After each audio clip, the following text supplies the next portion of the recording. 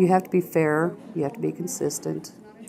You need to follow the rules. I mean, there's policy and procedures in place, and the reason that most of them are there is for a reason.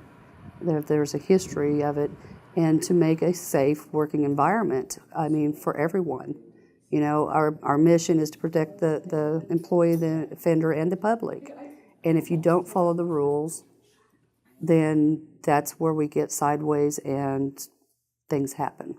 We do orientation once a week for all the new arrivals, and there was one several months ago, this little girl, young girl, and you could tell during the orientation, you could tell she was upset and kind of nervous.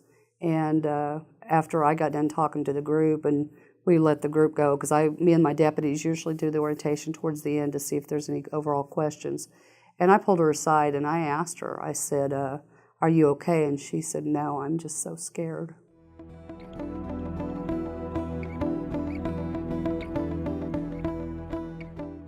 There's a lot of difference.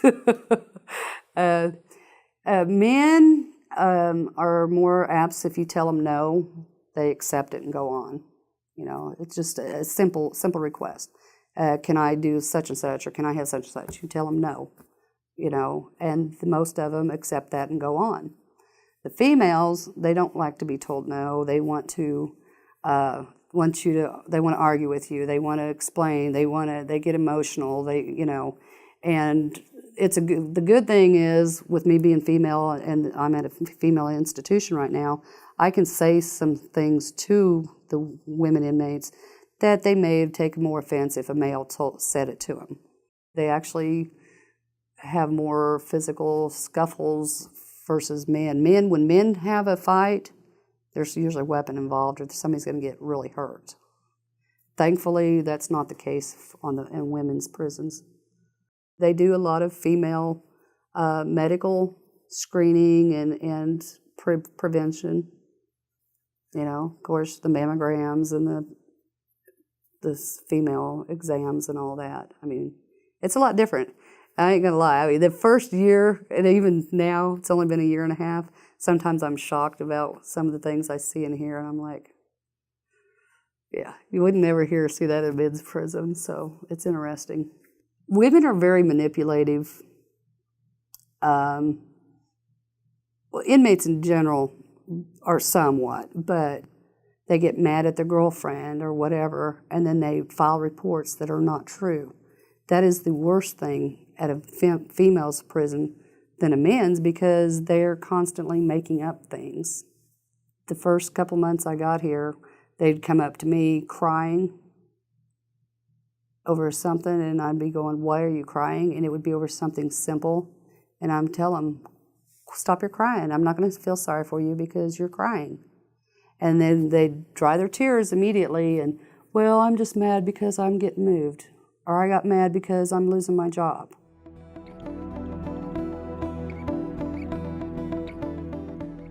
Yeah, it takes an emotional toll.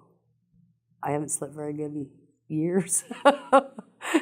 My brain won't shut off. It runs, I think, of a lot of things.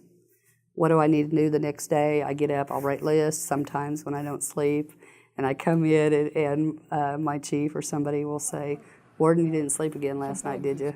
Because I come in with a list. I'm just kind of shocked that I'm here at this point. I mean, it wasn't a plan, you know, but I'm enjoying it. I didn't think it would get into your blood the way the DOC does.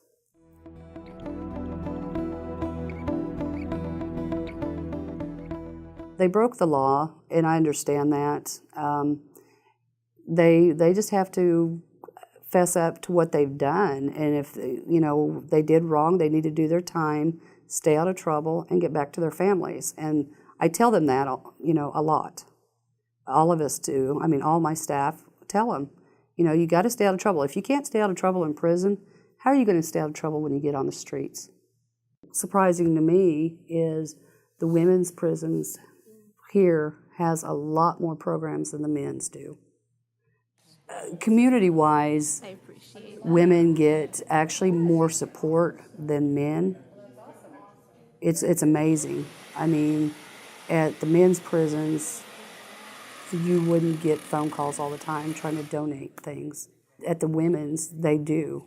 We have a lot of programs, a lot of classes.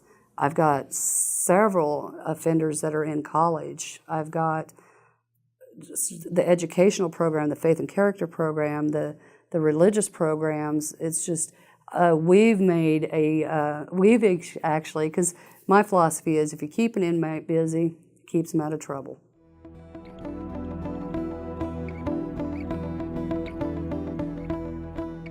I've had several offenders that I've brought up and we've talked and tried to get them on the right track, and and I'm trying so hard to help them, and then they turn around and they're back to doing what they were doing. It's just some of them you can't help it, and then they get out, they come back. I mean, I've only been here a year and a half, and several of the offenders have gotten out and turned around and come back already, and it's like, man, are you kidding me? It's frustrating. It's disappointing when they keep coming back or they keep doing what they're doing here, and you can't stop them. I mean, I've got 1,400 inmates, and at a given time I may have 14 officers out there. You can't stop. I mean, it's hard to stop them from their negative behavior. Trying. If you can get to at least get 1 or 2 out of 100 that you change and it makes them better, that's a good thing. It's better than nothing.